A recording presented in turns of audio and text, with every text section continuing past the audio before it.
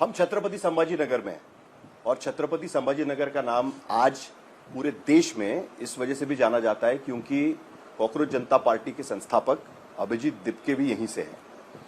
और मैं आपको ये भी बताना चाहूंगा कि अभिजीत दिपके के घर पे हम इस वक्त मौजूद हैं और उस वक्त हम अभिजीत दिपके से बातचीत कर रहे हैं जब सदन के दोनों सदनों में पेपर लीक अमेंडमेंट बिल पारित हो चुका है, लोकसभा के भीतर भी और कल राज्यसभा के भीतर भी। और कल इसी बात को लेकर प्रधानमंत्री नरेंद्र मोदी ने एक वीडियो भी जारी किया और कहा है कि कैसे सरकार के तरफ से जो विद्यार्थियों की मांग थी उससे तुरंत रिस्पॉन्ड कर दिया गया और एक कड़ा कानून इस पूरे मामले में लाया गया।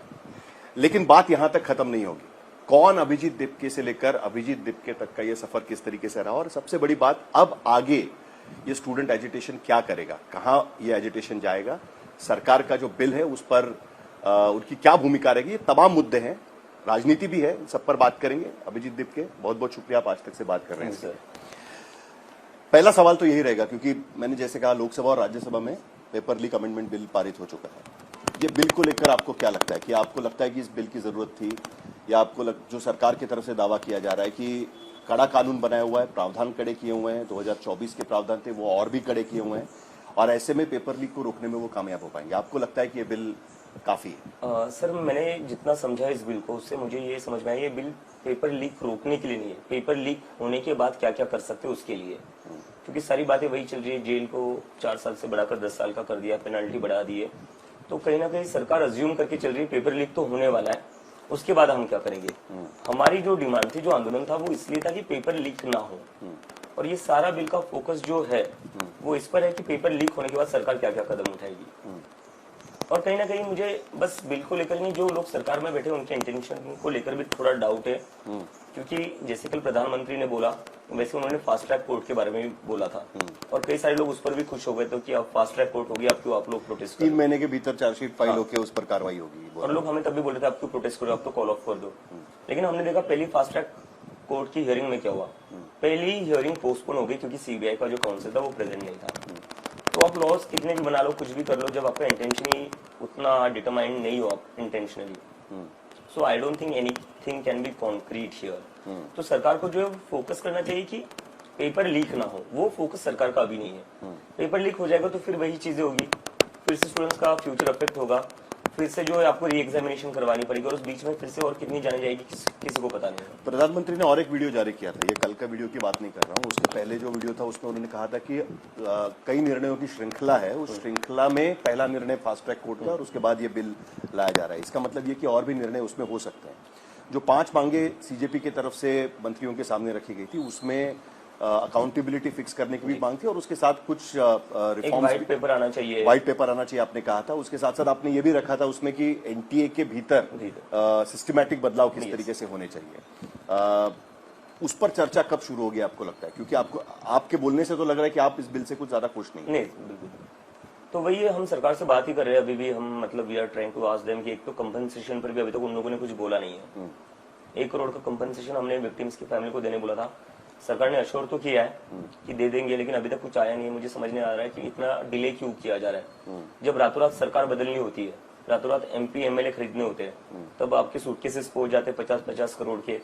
लेकिन जहां पर विक्टिम्स की फैमिली को 1 करोड़ का कंपनसेशन देना है तो सरकार ने अभी तक अनाउंस कुछ नहीं किया। उसके तो कुछ नॉर्म्स होते हैं, सरकार ने उस दिन भी कहा था कि उस नॉर्म्स के तहत हम उनको कंपनसेशन। सारे नॉर्म्स सर जनता के लिए है, सरकार रातों रात बदलनी है तो कौन से नॉर्म्स होते हैं फिर? रातों रात सरकार बदलनी है, गिरानी है, एमपीज खरीदने, एमएलएस खरीदने हैं, तो तब नॉर्म्स नहीं देखे जाते, तब जो 10th शेड्यूल है कॉन्स्टिट्यूशन का वो देखा नहीं जाता है। सारे नॉर्म, सारे रूल्स, सारे जो गाइडलाइंस, सारी रूल बुक सिर्फ लोगों के लिए, जनता के लिए, इन लोगों के लिए सारी खुली छूट है। लेकिन आपकी एक मांग उसमें ये थी कि जिस पर कोई चर्चा नहीं हो सकती, नॉन निगोशिएबल, वो धर्मेंद्र प्रधान का इस्तीफा, और वो तो हो चुका है। ठीक है, सिर्फ धर्मेंद्र प्रधान का इस्तीफा नहीं हुआ है तो एजुकेशन डिपार्टमेंट पूरी तरीके से बदल ही दिया है एक तरीके से, क्योंकि सेक्रेटरी वहां के बदल दिए, 2 नए सेक्रेटरी ला दिए गए हैं। एनटीए के भीतर जो अधिकारी थे, सरकार का आंकड़ा 37 का है, हालांकि विपक्ष कहता है कि कुछ 24 ही उसमें ये थी, जो भी है उसमें, लेकिन वो भी पूरी तरीके से बदल दिया, उनको भी हटा दिया वहां पर। तो इसका मतलब ये कि आपको लगता है कि सरकार आपके दबाव में कदम तो रखने की कोशिश कर रही है, आप सरकार को वो भी उम्मीद नहीं रखते आप सरकार नहीं, कदम रखा है, आई एम वेरी ग्लैड। और जो प्रधानमंत्री पिछले 10-12 साल से बस हिंदू मुसलमान का डायलॉग कर रहे थे, हिंदू मुसलमान के ऊपर पॉलिटिक्स कर रहे थे, आप देख रहे हो पिछले 4-5 दिनों में वो इंस्टाग्राम पर एजुकेशन के ऊपर रील्स डाल रहे हैं। तो कहीं ना कहीं इस देश के स्टूडेंट्स जो है, यूथ जो है, जेनजी जो है, उन्होंने फोर्स किया है प्राइम मिनिस्टर को, जो प्राइम मिनिस्टर इतनी ज्यादा हिंदू मुस्लिम की पॉलिटिक्स से प्यार करते थे, उनको फोर्स किया है कि शिक्षा पर बात करो, एग्जामिनेशन पर बात करो। So this is a very big and major victory for the youth of this country. लेकिन जैसा कि मैंने कहा कि इन्होंने स्टेप्स क्या लिए, जो नया एजुकेशन मिनिस्टर बनाया, he was seen supporting the rapist of Bilkis Bano. उनका स्वागत करने में उनका एक वीडियो वायरल हो रहा है, where he was welcoming the rapist of Bilkis Bano. ये मुद्दा जब प्रियंका गांधी ने उठाया था तो बड़ा शोर हुआ, होना भी चाहिए। लोकसभा के भीतर शोर हुआ, उन्होंने कहा कि ये गलत बयान है, वो बयान हटा। मतलब आप सोचिए ना, जो बच्चे स्कूल में है, कॉलेजेस में, उनके क्या मैसेज जा रहा है? एक रेपिस्ट के सपोर्टर को आप एजुकेशन मिनिस्टर बना रहे हो, what kind of message are you sending to the country? शर्म आ रही है। मतलब ये तो धर्मेंद्र प्रधान से भी उनका ये कहना था कि हम तो वो कह रहे थे कि ये कानूनन पॉसिबल है, यानी उनको जो छोड़ना वो कानूनन पॉसिबल है। कानूनन पॉसिबल है तो आप वेलकम करोगे उनका, हारमाला डालकर, बलात्कारियों का आप हारमाला डालकर स्वागत करोगे, फिर कानूनन पॉसिबल है। तो जो नया मंत्री है उनसे भी आप संतुष्ट? Not at all sir. मतलब कोई रेपिस्ट का वेलकम करता है, how can I be happy with that? ये तो मतलब बहुत ही शेमफुल बात है, ना सिर्फ हमारे लिए, इस कंट्री के लिए। सोचिए इंडिया की इमेज क्या आ जाएगी वर्ल्ड में, जब उनको पता चलेगा इंडिया का जो एजुकेशन मिनिस्टर है वो एक रेपिस्ट का वेलकम कर रहा है हारमाला डालकर। This is very shameful. और जो सेक्रेटरी की बात कर रहे हैं, नया सेक्रेटरी जो बना है, मुझे उनका नाम नहीं याद आ रहा है, बट वो खुद करप्शन में इन्वॉल्व रह चुके पहले। एनिमल वेलफेयर उनका कुछ था, उसमें कितने सैकड़ों हजारों करोड़ का उन्होंने स्कैम करा है। तो ये तो एक तरीके से एक खराब इंसान को हटाकर दूसरे खराब इंसानों को ये रिवॉर्ड कर रहे हो और कुछ नहीं कर रहे। जो पुल उनके पास है उसमें से ही एग्जैक्टली, मैं कल जो ब्यूरोक्रेसी उनके पास है, जो चुने हुए लोग हैं उनमें से ही। मुझे लगता है ब्यूरोक्रेसी में और भी अच्छे लोग होंगे। कौन आपकी चॉइस कौन थी मंत्री बनाने के लिए? मंत्री बना हम कैसे कोई चॉइस देते? हमारी सरकार। मतलब आपके दिमाग में कोई होगा? नहीं, मेरे दिमाग में तो कोई नहीं था। मेरे दिमाग में तो बस यही था कि Dharmendra Pradhan doesn't deserve to be the education minister. But मुझे ये नहीं पता था कहीं से भी आइडिया कि ये लोग एक रेपिस्ट के सपोर्टर को एजुकेशन मिनिस्टर बना देंगे। और भी लोग थे यार, दूसरों को बना देते। बट सही बात है, इनके पास जो पूल है वो सारा गुंडों का ही पूल है, वो सारा ऐसे रेपिस्ट लोगों का वेलकम करने वाला ही पूल है। तो लोग ही जब इनके पास ऐसे, तो ये भी क्या ही करेंगे। ऐसा लग रहा है कि आप बीजेपी से बिल्कुल संतुष्ट नहीं है। जो भी बीजेपी करेगी आपको पसंद नहीं आएगा, जो भी ये सरकार करेगी पसंद नहीं आएगा, और सरकार भी इसी बात को आगे आप मुझे बताइए, as a journalist of India, अगर आपसे कोई इंटरनेशनली जाओगे, आपसे कोई पूछेगा इंडिया का एजुकेशन मिनिस्टर ने रेपिस्ट का वेलकम किया है, आपको पसंद आएगा वो? Isn't it shameful sir? मतलब कोई ऐसा तो ढूंढते ना जिसने ये हरकत तो नहीं करी होगी। इससे कैसे कोई खुश हो सकता है सर? मतलब हम देखते हैं हर एग्जाम्स में, नीट का एग्जाम हो, यूपीएससी का एग्जाम हो, कोई भी कॉम्पिटिटिव एग्जाम हो, उसमें हमेशा जो फोरफ्रंट पर रहती है, सबसे ज्यादा लीड करती है या रैंकिंग रहती है, वो लड़कियों की रहती है। What those girls will be feeling? एक एजुकेशन मिनिस्टर जो है वो रेपिस्ट का सपोर्टर है। How can I be happy with this? It's not about BJP या सरकार। अच्छे कदम लेंगे तो सपोर्ट कर देंगे, लेकिन आप एक रेपिस्ट के सपोर्टर को एजुकेशन मिनिस्टर बना देंगे, सो मैं तो खुश नहीं हूं सर। मेरी बहन है, so I can support this sir.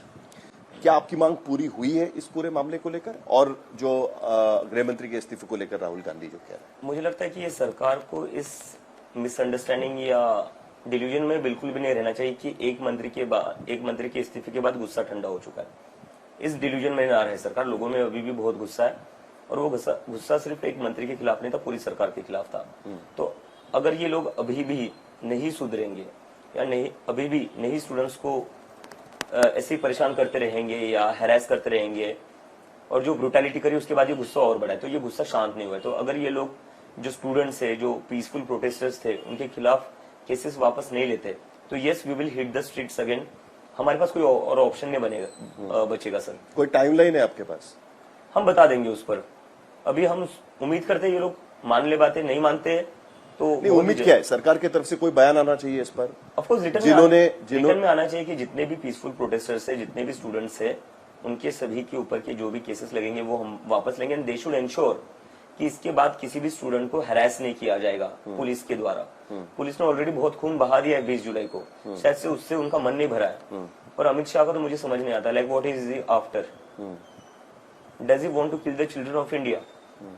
मतलब बिहार में AK-47 फायर कर दी गई है, दिल्ली में पेलेट गन्स यूज कर लिए गए, क्या चल रहा है इस देश में? सरकार की तरफ से ये कहा गया है, दिल्ली पुलिस की प्रेस कॉन्फ्रेंस हुई थी जिस दिन धर्मेंद्र प्रधान ने इस्तीफा दिया, और उसमें उन्होंने कहा कि कुछ 2638 लोगों को आइडेंटिफाई किया गया है सीसीटीवी में, जो हिस्ट्री शीटर्स हैं जिनके खिलाफ तो ये बाहर क्यों थे? हिस्ट्री शीटर जो बेल पर बाहर होंगे या किसकी गलती है? केसेस चल रहे हैं किसकी गलती है? हिस्ट्री शीटर्स अगर क्रिमिनल्स खुलेआम घूम रहे थे, इसमें गलती किसकी है? पुलिस की है। पुलिस किसके अंडर काम करती है? अमित शाह के अंडर। उनकी रिस्पॉन्सिबिलिटी सीजेपी की नहीं है, प्रोटेस्टर्स की नहीं है। जो स्टूडेंट्स वो आपके प्रोटेस्ट का फायदा उठाने की कोशिश कर रहे थे, ऐसा आपको लगता है? मुझे लगता है ये डेलिबरेटली प्लान किए गए हुए लोग थे, जो मैं पहले से कह रहा था। ये मैं अभी से नहीं कह रहा हूँ, मैं इस प्रोटेस्ट की स्टार्टिंग से कह रहा था, ये डेलिबरेटली प्लान किए गए हुए लोग हैं। और मैं बार बार बोल रहा था कि बीजेपी वाले कुछ गुंडे भेजेंगे यहाँ पर इस प्रोटेस्ट को डिस्टर्ब करने के लिए, और वही हुआ। 19 जुलाई की रात को पत्थरों से भरे ट्रक रखे जाते दिल्ली पुलिस द्वारा जंतर मंतर के आसपास। अब Jantar Mantar is a very sensitive area, central Delhi में आता है, जहां पर पत्थर दिखाई भी नहीं देते। वैसे जंतर मंतर के पास पत्थरों से भरे ट्रक कैसे आ जाते रातों रात? और उस पत्थरों से भरे ट्रक के पीछे एक टूटी हुई वैन खड़ी रहती है जो कम्प्लीटली डैमेज है, पुलिस ने खड़ी रखी। जब मैंने ट्वीट डाला उस पत्थरों से भरे ट्रक और उस वैन का, तो जो वहां पर डीसीपी थे उन्होंने हमारी टीम को बुलाया और कह रहा, अभिजीत ऐसे ट्वीट क्यों डाल रहा है यार, ये तो एनडीएमसी का ट्रक है। एनडीएमसी का ट्रक है, जो कंस्ट्रक्शन का काम चल रहा था, वो उसका डेब्रिस है सारा। और जो कल रिपोर्ट आई है उसमें ये पता चला है कि वो ट्रक हरियाणा का था, वो एक रोड एक्सीडेंट में पकड़ा गया था। रोड एक्सीडेंट में पकड़ा गया था और फिर पुलिस ने कहा था कि इसको खाली करवा दिया गया था। तो खाली करवा दिया था तो फिर पत्थरों से भरकर फिर से जंतर मंतर के पास कैसे आया? फिर जो विजुअल्स दिखाए गए और जिसपे दिखाया गया कि पुलिस को मारा गया, क्योंकि एक पिटीशन आपके तरफ से हुई सुप्रीम कोर्ट के भीतर, एक पिटीशन उन पुलिस वालों के घर वालों की तरफ से एक पिटीशन की गई है सुप्रीम कोर्ट में, और कहा गया कि हमें भी ब्रुटैलिटी से मारा गया प्रोटेस्ट के वक्त पे। उनके बारे में फिर आप क्या कहेंगे? क्योंकि उस बात को लेकर मैं कह रहा हूँ ये ऑर्केस्ट्रेटेड था बीजेपी द्वारा, और मैं पुलिस वालों को भी ये कह रहा था कि मुझे आपके लिए बुरा लगता है, आप पत्थरों से भरे ट्रक वहां लगा देते हो, उन्हीं पत्थरों से आकर बीजेपी के गुंडे। तो जो पुलिस वालों को पीटा गया उसमें सीजेपी या उनके समर्थकों का कोई लेना देना नहीं sir. somebody planted it, not somebody, the BJP planted it. मैं खुलेआम बोल रहा हूँ, द बीजेपी प्लांटेड इट। हम 1 महीने से सर प्रोटेस्ट करते, 1 महीने में तो कुछ नहीं हुआ। अगर हमारे प्रोटेस्टर वायलेंट होते या हमारे प्रोटेस्टर्स को ऐसा कुछ करना होता, 1 महीने में क्यों नहीं हुआ? उसी दिन क्यों हुआ? और हमने देखा है सर, लाठियां, जो लोग गुंडे थे, जो पुलिस वाले भी नहीं थे, उनके हाथ में बैटन्स दी गई थी, लाठियां दी गई थी, उसके वीडियोस वायरल हो रहे हैं। तो इन लोगों के पास लाठियां किसने दी? पुलिस की लाठियां थी, वो जो ट्रांसपेरेंट लाठियां होती है ना उनकी, वो गुंडों के हाथ में थी और वो स्टूडेंट्स को पीट रहे थे, पुलिस के साथ मिलकर पीट रहे थे। तो उनके पास लाठियां कैसे चली गई? Who gave them the authority to beat students? क्या 20 तारीख को इतनी भीड़ होगी ऐसा आपको लगा था? क्योंकि इतने दिन से आप प्रोटेस्ट पर बैठे थे, इतनी भीड़ तो कभी देखी नहीं थी। इतनी भीड़ कभी नहीं थी, बट ये भी है कि लोगों का गुस्सा काफी ज्यादा था। और उसमें ये भी चीज हुई कि 20 दिन से सोनम सर भी अनशन पर थे, उसके बाद भी सरकार डायलॉग करने को तैयार नहीं थी, सुनने को तैयार नहीं थी। तो वो कहीं ना कहीं गुस्सा था लोगों का, जो कंसोलिडेट होकर दिखा। और सरकार को मैं वही कह रहा हूँ, सरकार को अगर लग रहा है कि ये गुस्सा ठंडा हो जाएगा या ठंडा हो चुका है, they are doing a big mistake. सरकार की तरफ से आपको पहला कांटेक्ट कब किया गया बातचीत के लिए? सरकार को जो पहला कांटेक्ट था वो 20 के पहले ही था। हाँ। जब मुझे लगता है शायद उनको अंदेशा आया होगा, उनको रिपोर्ट्स मिली होगी कि बहुत ज्यादा भीड़ आ रही है, सपोर्ट हो रहा है। So that is when they invited us for. Directly आपको था या सोनम वांगचुक के लिए था? नहीं, डायरेक्टली सौरभ को था, वो भी पुलिस के थ्रू ही आया था। पुलिस वाले थे कि आप आइए, बात करना चाहते हैं कुछ लोग। तो पहले उन्होंने बोला कि डीएम से बात कर लीजिए। हमने बोला डीएम से क्या बात करें, डीएम थोड़ी ना रेजिग्नेशन लेगा एजुकेशन मिनिस्टर का। तो हमने बोला बात करनी तो टॉप लीडरशिप से ही करेंगे, वरना नहीं करेंगे। लेकिन सोनम वांगचुक, क्योंकि ये भी एक बड़ी इंटरेस्टिंग बात है, क्योंकि सोनम वांगचुक अपना अनशन तोड़ देते हैं, जिस मांग को लेकर वो दरअसल अनशन के लिए बैठे थे, और उसके बाद अगले दिन खबर आती है कि धर्मेंद्र प्रधान इस्तीफा नहीं देंगे। और आप कहते हैं कि हम तो, हमारा आंदोलन तो शुरू रहेगा। शायद सरकार को ऐसा लगा होगा सोनम वांगचुक अनशन तोड़ रहे हैं। क्या आपसे बात हुई थी सोनम वांगचुक की कि हम अनशन तोड़ रहे हैं, आपको बता के उनकी वाइफ का कि ऐसा ऐसा हुआ है उसके बाद जब अनशन तोड़ा गया? क्योंकि उनकी अलग बातचीत चल रही थी, ऐसा लग रहा है सरकार उनको के एक तरीके से किडनैप कर दिया था सर, उनको पूरी तरह आइसोलेट कर दिया गया था। मैं उनसे रीच आउट करने को ट्राई कर रहा था, मैं मिलने को भी ट्राई कर रहा था, but they didn't allow us to meet. And how weird is this? JP Nadda मिल सकते हैं, अपोजिशन के एमपीज जाते हैं उन्हें मिलने नहीं दिया जाता है। मैं मिलने को ट्राई करता हूँ, मुझे मिलने नहीं दिया जाता है। तो एक तरीके से किडनैप कर रखा था, जहां पर बस किडनैपर ही मिल सकता है उनसे। बट उनका खत देख के मुझे भी आश्चर्य लगा, क्योंकि उसमें तो वो लिख रहे थे कि मैं तो अनशन तोड़ रहा हूँ, मैं जिंदा रहना चाहता हूँ। और उसके बाद वो लिखते हैं कि अगर इस्तीफा नहीं देंगे तो सरकार के लिए, मतलब उन्होंने अपनी मांग छोड़ दी एक तरीके से, जो लग रहा था। नहीं, इट वॉज ऑलरेडी डिसाइडेड। मतलब मैं सर से खुद रिक्वेस्ट कर रहा था जब उनके अनशन को मुझे लगता है 10-12 दिन हुए थे, and I was really concerned about his health. तो मैंने सर को तभी बोला था, सर आप अनशन तोड़ दीजिए, प्रोटेस्ट हम आगे जारी रखेंगे इस्तीफे तक, ये हमारी जिम्मेदारी है। But he seems to be out of the movement now completely. वो बिल्कुल आपके वो भी रेस्ट कर रहे हैं sir, he is also resting. मैं भी बीमार स्टिल पार्ट ऑफ या और मैं भी बीमार था, तो मैं भी रेस्ट कर रहा था, वो भी रेस्ट कर रहे हैं। बीमार है, लेकिन फिर भी आप तो बात कर रहे हैं। Yes. आप वही मुद्दे उठा रहे हैं, लेकिन सोनम वांगचुक तो नहीं दिख नहीं, रहे। वो अभी लद्दाख चले गए ना। एंड सोनम सर का एक है, he is a very he is a true Gandhian. Okay, he is a true Gandhian. तो उनका वो है कि I will come for the cause, उसके बाद में मेरे लद्दाख में चला जाऊंगा, I will rest, I will recover. मतलब he is too much into meditation, peace and all that. And मैं सीख रहा हूँ उनसे वो चीजें, क्योंकि वो मुझे बोलते हैं अभिजीत तुम ना थोड़ा शांत रहा करो। सर मैं ट्राई तो करता हूँ, बट अभी आपके जैसा बनने में टाइम लगेगा मुझे। पॉलिटिक्स पे बात करना जरूरी है, क्योंकि आंदोलन होता है तो पॉलिटिक्स होती है। और बिकॉज आपका भी एक पॉलिटिकल बैकग्राउंड है, आप आम आदमी पार्टी से जुड़े हुए हैं। आशुतोष रांका जो आपके जुड़ा हुआ था बेसिकली। तो चर्चा इस बात को लेकर भी थी कि कहीं हर प्रोटेस्ट में ये देखा गया, जैसे अन्ना आंदोलन था तब भी ये कहा जा रहा था कि आरएसएस कोई उनको मदद करने की कोशिश कर, आरएसएस से जुड़े हुए लोग उनको मदद करने की कोशिश कर रहे हैं। कांग्रेस पार्टी की तरफ से आरोप ये लगता था। आपके आंदोलन के समय भी, मतलब आप जो सीजेपी का जो आंदोलन चल रहा था उसमें आम आदमी पार्टी आपको सपोर्ट कर रही है, इस तरीके से बातें हो रही थी। तो क्या सपोर्ट था उनका, नहीं था? वो भीड़ में आम आदमी पार्टी के भी लोग थे, उन्होंने भी आपका एक आंदोलन खड़ा करने में मदद की, नहीं की? सर मुझे लगता है इसका आंसर आपको सबसे बेस्ट अनुजा देगी, जो आपकी खुद की रिपोर्टर है। वो वहां पर एक हफ्ता थी। बट वो कैसे पहचाने कि आम आदमी पार्टी का है कि नहीं? उन्होंने क्राउड देखी है ना, उन्होंने क्राउड देखी है, उन्होंने सवाल पूछे होंगे कहाँ से आए कहाँ से नहीं, इतना तो रिपोर्टर्स करते ही है। तो उस आंदोलन में मैं हर रोज एक चीज पूछता था, कितने लोग पहली बार प्रोटेस्ट में आए? ओके, 70-80% लोग हाथ उठाते थे। इसका मतलब 70-80% जो क्राउड है वो कम्प्लीटली एपॉलिटिकल थी, जिसका they were not even involve. Political party तो छोड़ दीजिए, पॉलिटिकल डिस्कोर्स में भी वो इन्वॉल्व नहीं होते थे। सो क्राउड जो था वो कम्प्लीटली एपॉलिटिकल था। एंड दोज वर स्टूडेंट्स जो बिहार, झारखंड, मध्य प्रदेश, तमिलनाडु, केरला यहाँ से आ रहे थे। और मुझे लगता है अगर आम आदमी पार्टी जितना मोबिलाइजेशन 20 जुलाई को हो चुका था उतना कर पाती सर, तो पूरे देश में सरकार नहीं होती। तो ये जो एलिगेशन है, आप तो सरकार बनाने के लिए आंदोलन नहीं कर रहे थे, किसी बात को लेकर गुस्सा था, उस बात को लेकर इसलिए नॉर्मल पब्लिक जुड़ी हुई थी। और रही बात पॉलिटिकल पार्टीज की, तो मुझे एक पॉलिटिकल पार्टी बता दीजिए जिसने हमें सपोर्ट नहीं किया बीजेपी को छोड़कर। एक पॉलिटिकल पार्टी बता दीजिए। बीजेपी तो सरकार में है ना, वो तो आपके मांगों पर काम कर रही है। एकनाथ शिंदे के जो एमएलए थे वो भी हमसे मिलने आए थे। वो तो आंदोलन के बाद मिलने पर आए थे, इसका मतलब सपोर्ट करते हैं मुद्दों के ऊपर सपोर्ट है। आपने एकनाथ शिंदे के इंटरव्यूज देखे हैं? मैंने नहीं देखे, क्योंकि वहां तो जंतर मंतर पर तो जैमर्स लगे हुए थे, तो मैं कहां से देखूंगा। नहीं, मेरा coming back to the question sir, मैं आपको बताता हूं कि मैंने ये सवाल क्यों पूछा। इस बीच एक घटना ऐसी हुई कि राहुल गांधी ने अचानक आंदोलन शुरू किया प्रधानमंत्री आवास के सामने। कांग्रेस पार्टी के सारे सांसद वहां पर जाकर पहुंच गए और वहां पर एक आंदोलन शुरू हुआ। पहली प्रतिक्रिया उस बात को लेकर बीजेपी से भी पहले प्रतिक्रिया आई आम आदमी पार्टी से कि ये आंदोलन में फूट डालने की कोशिश है। ठीक है, राजनीति वहां से शुरू हो जाती है। सवाल इसीलिए उठता है कि ऐसा लग रहा था कि आम आदमी पार्टी ने पूरा उसका जो आंदोलन का जो जिम्मा है वो उनके पास है और राहुल गांधी उस पर फूट डालने की, यह आरोप उनके तरफ से लगाया। देखो ये पॉलिटिकल पार्टीज का अपना पॉलिटिक्स चलता रहेगा, उसमें मैं पढ़ूंगा नहीं। आम आदमी पार्टी हो, कांग्रेस हो, जिसका जो पॉलिटिक्स करना है वो करिए, हमें उससे कोई लेना देना नहीं है। आंदोलन की जहां तक बात है, ये आंदोलन पूरा इंडिपेंडेंट रहा, it was totally run by the people. वहां पर जो खाना बट रहा था, जो मैनेजमेंट थी, उसके लिए भी कई सारे लोगों ने डोनेट किया है।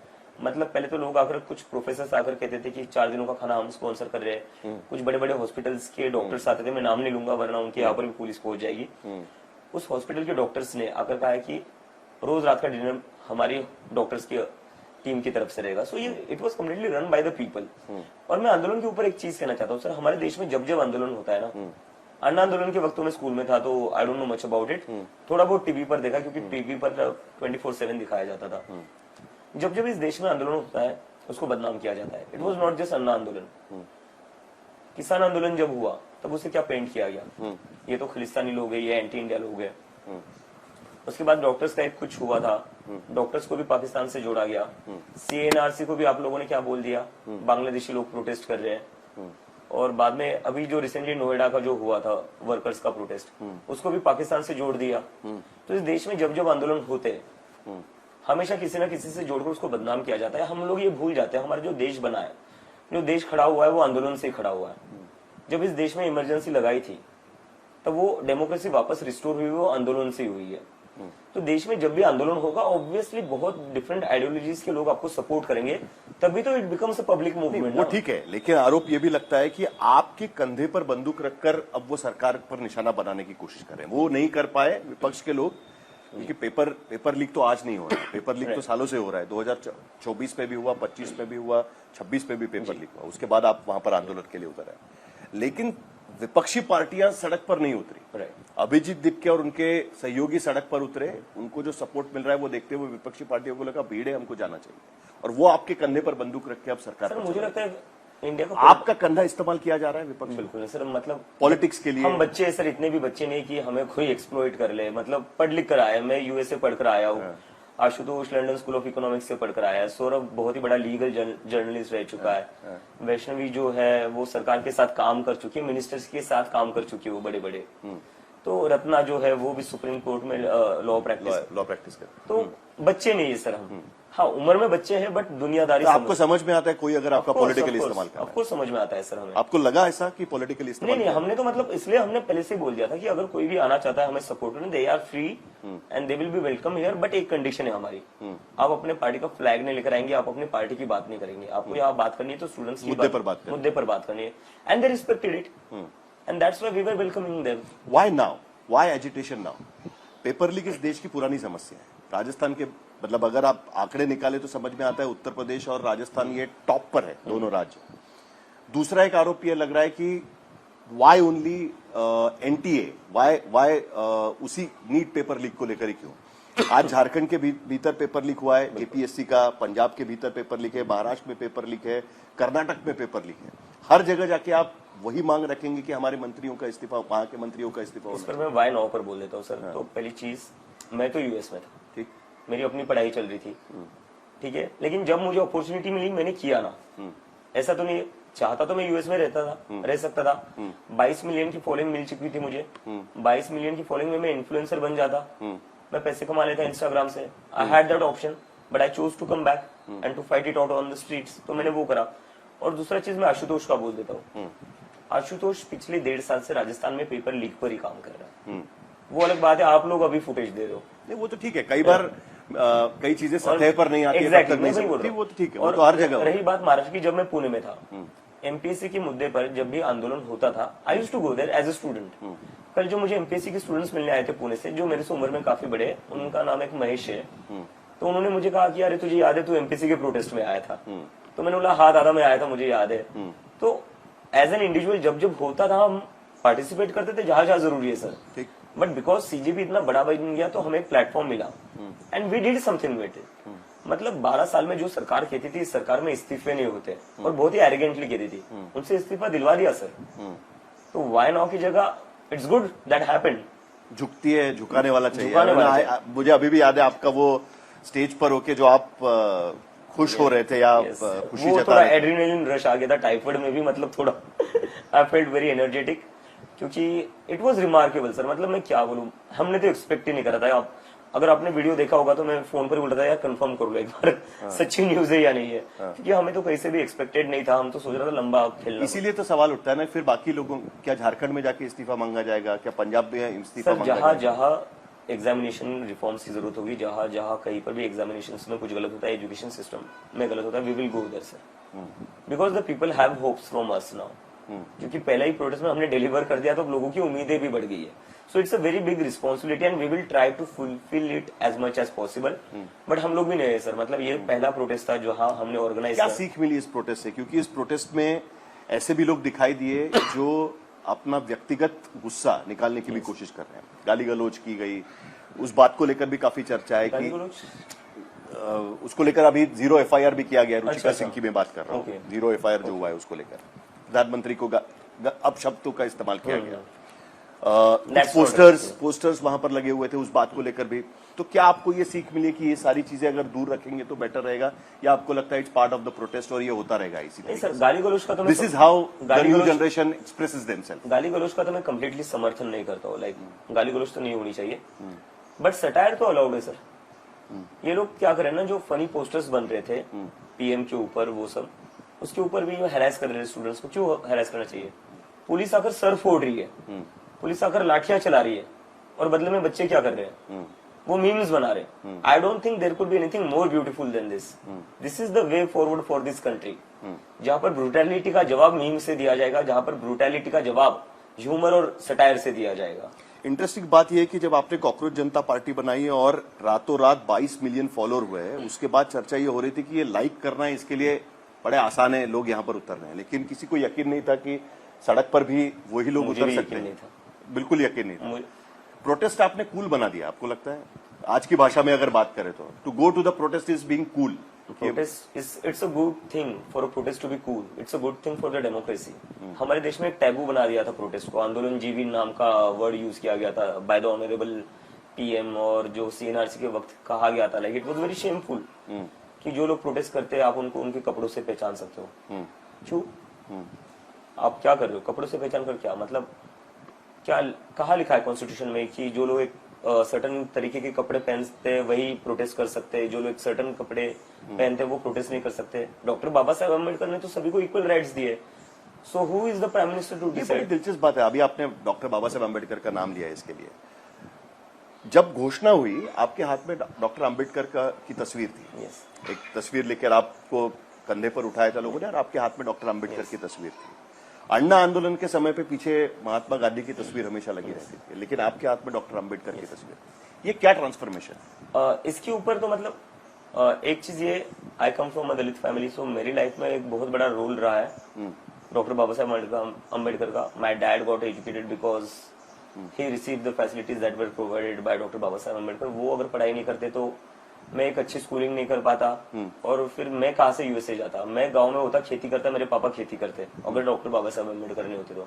क्योंकि मेरे जितने भी फैमिली वाले, इमीडिएट फैमिली वाले, मेरे चाचा हो, मेरी बुआ हो, कोई लोग ये मिसकंसेप्शन ना रखे कि मैं यूएसए में जाकर आया हूँ तो मैं बहुत ही बड़े खानदान से आता हूँ, ये वो सब, ऐसा कुछ भी नहीं है। मेरे चाचा अभी भी छोटे से गाँव में छोटे से घर में रहते हैं, मेरी बुआ अभी भी खेतों में काम करती है। तो उन लोगों को तो एजुकेशन का वो पढ़ नहीं पाए, बिकॉज माय डैड, उनका था कि एजुकेशन का जिद, और डॉक्टर बाबा साहेब अम्बेडकर ने जो कॉन्स्टिट्यूशन में दिया है उनको प्रिविलेजेस, उसकी वजह से वो पढ़ पाए। बट मेरी सारी फैमिली आज भी गांव में ही रहती है, खेती करती है, डेली वेज लेबरर्स। मेरे बहुत सारे इमीडिएट कजन्स, मेरे फर्स्ट कजन्स अभी भी सर कंस्ट्रक्शन का काम करते हैं, ड्राइवर का काम करते हैं। This is the reality of our community. लेकिन उस कम्युनिटी से हम बाहर क्यों आ पा रहे हैं? Because of doctor Baba Saheb Ambedkar. वो एक। और दूसरा चीज, हमारे देश में ना क्या हुआ है सर, डॉक्टर बाबा साहेब अम्बेडकर को एक कम्युनिटी के स्पेसिफिक रखा गया है, उनका नेता बनाकर रख दिया है। We don't realise doctor Baba Saheb Ambedkar ने जो सबसे ज्यादा अपलिफ्टमेंट किसी का करा है वो विमेन का करा है। अगर विमेन नहीं होती तो क्या उनको जॉब के राइट्स होते? विमेन नहीं होती तो क्या उनको राइट टू इक्वालिटी होता? प्रॉपर्टी के राइट्स किसको दिए विमेन ने? अगर डॉक्टर बाबा साहेब अम्बेडकर नहीं होते थे, इस देश की औरतों को उनके अपने घर वाले प्रॉपर्टी में हिस्सा भी नहीं देते। It was doctor Baba Saheb who ensured this कि औरतों को भी समान अधिकार मिलना चाहिए, चाइल्ड मैरिज बंद होना चाहिए, लड़कियों को राइट टू एजुकेशन होना चाहिए। अगर डॉक्टर बाबा साहेब अम्बेडकर नहीं होते ना, तो आज भी हमारी देश की औरतें बेसिक राइट्स के लिए लड़ रही होती। और बस वुमेन नहीं सर, और उसी अधिकार के तहत प्रोटेस्ट का भी अधिकार उन्होंने दिया है। प्रोटेस्ट का भी अधिकार दिया। और वही नहीं, डेली वेज लेबरर्स जो वर्किंग आवर्स है, मिनिमम वेज है, वर्कर के राइट्स किसने दिए आपको? डॉक्टर बाबा साहेब अम्बेडकर ने दिए। So doctor Baba Saheb Ambedkar and Jai Bhim is not a slogan for Dalits और backward communities, it is a slogan for every person who is oppressed in this country. तो ये मिसकंसेप्शन हमें हटा देना चाहिए।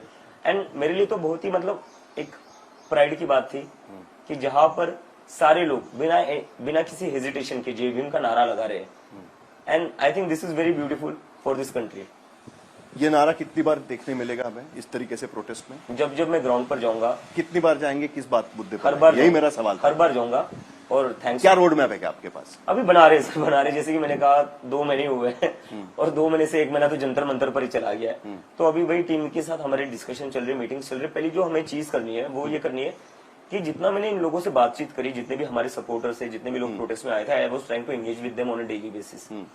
उससे जो मुझे समझ में आया वो ये है कि कोई भी पॉलिटिशियन ना इन लोगों की सुनता नहीं है, इन लोगों से डायलॉग नहीं करता, किसी भी पार्टी का, किसी भी पार्टी का। मैं ये सारे लोगों के लिए, नेता बनने के बाद कोई सुनता नहीं। कोई सुनता नहीं, बिकॉज इट बहुत डिफिकल्ट हो गया है कि इन लोगों का सबसे बड़ा ग्रज जो है वो ये है कि हमारी सुनी नहीं जाती है, या इन लोगों को पता ही नहीं है हम चाहते क्या है। ये अपने आप से एजेंडा डिसाइड कर लेते हैं, अपने आप से इशू उठा लेते हैं और अपने आप से ही सारी चीजें कर लेते हैं। Nobody ask us. इनको ऐसा लगता है ये लोग एग्जिस्ट ही नहीं करते इंडिया के पॉलिटिकल सिनारियो में। सो जो हमें पहले चीज करनी है वो ये करनी है, we have to reach out to all this people. हमें इन लोगों से समझना है what do they actually need, what are their hopes, what are their concerns, what are their needs. नहीं, बट कोई तो 3 पॉइंट आपने बनाए होंगे कि इन मुद्दों पर अब मैं आगे अभी जो है एजुकेशन का ये पैन इंडिया है, सबसे ज्यादा बिहार, झारखंड, किसी की भी सरकार हो, कहीं भी, किसी भी पार्टी की सरकार, किसी की भी सर, आम आदमी पार्टी हो, कांग्रेस हो, शिवसेना हो, समाजवादी पार्टी हो, किसी की भी हो, ये जो बीजेपी वाले ना जानबूझकर ट्रैप करने की कोशिश करते हैं, इनके खिलाफ प्रोटेस्ट करेंगे क्या, इनके खिलाफ मुद्दा उठाएंगे क्या। Education is one issue that affects every city. तो एक हो गया एजुकेशन, Yes. ठीक है। दूसरा, unemployment is a very big concern. मतलब जंतर मंतर पर जो भीड़ थी आपने देखी होगी कि बस स्टूडेंट्स नहीं थे, बहुत सारे लोग थे जो 26-27 साल के ऊपर के थे, 35 के ब्रैकेट तक बहुत ज्यादा भीड़ थी, तो वो अनएम्प्लॉयड लोग थे सर। और कहीं ना मतलब अनएम्प्लॉयमेंट तो हो ही गया, लेकिन एक चीज है और एक मैंने नोटिस करी है थ्रू आउट दिस प्रोटेस्ट, लोगों का इंस्टीट्यूशंस और सिस्टम से भरोसा उठ चुका है। फिर वो इलेक्टेड गवर्नमेंट हो, पॉलिटिकल पार्टीज हो, जुडिशरी हो, इन्वेस्टिगेटिव एजेंसीज हो, या फिर इलेक्शन कमीशन हो। लोगों को ऐसा लग रहा है हम वोट किसी को भी दे दे, क्या फर्क है, क्या पॉइंट है उसका। जब वोट किसी को भी दे रहे हैं, वो जाकर कल बीजेपी ज्वाइन कर ले रहा है, तो वो ट्रस्ट फैक्टर रहा ही नहीं है। लोगों का ये बहुत बड़ा ग्रज है। अभिजीत दीप के नेता बन गए अभी? नहीं सर, मैं यही ठीक हूँ अभी, लेकिन अब एक रिस्पॉन्सिबिलिटी आपको कंधे पर, जिसको कंधे पर उठाया जाता है वो नेता बन जाता है। सर मैं इसके खिलाफ हूँ। I don't know if you have seen it और नॉट, मैं बार बार एक ही चीज बोल रहा हूँ। और कल मैं इंस्टाग्राम, नेता बनने में बुराई क्या है? बुराई कोई नहीं है। फिर? बात यह है कि लोग जो नेता मानते हैं, हीरो बना देते हैं, बुराई उसमें। हमारे देश में, चलिए उम्मीद करते हैं कि इसी तरीके के आंदोलन में एक बार फिर मुलाकात आपसे होगी। ऑफ कोर्स, कौन सा आंदोलन करेंगे उस पर हम भी नजर रखेंगे। बहुत बहुत शुक्रिया अभिजीत, आपने हमसे बात की इसके लिए, और ये बातचीत इसी तरीके से चलती रही, इसी उम्मीद के साथ। ऑफ कोर्स सर, फिलहाल तो हम विदा लेंगे आपसे। Thank you so much.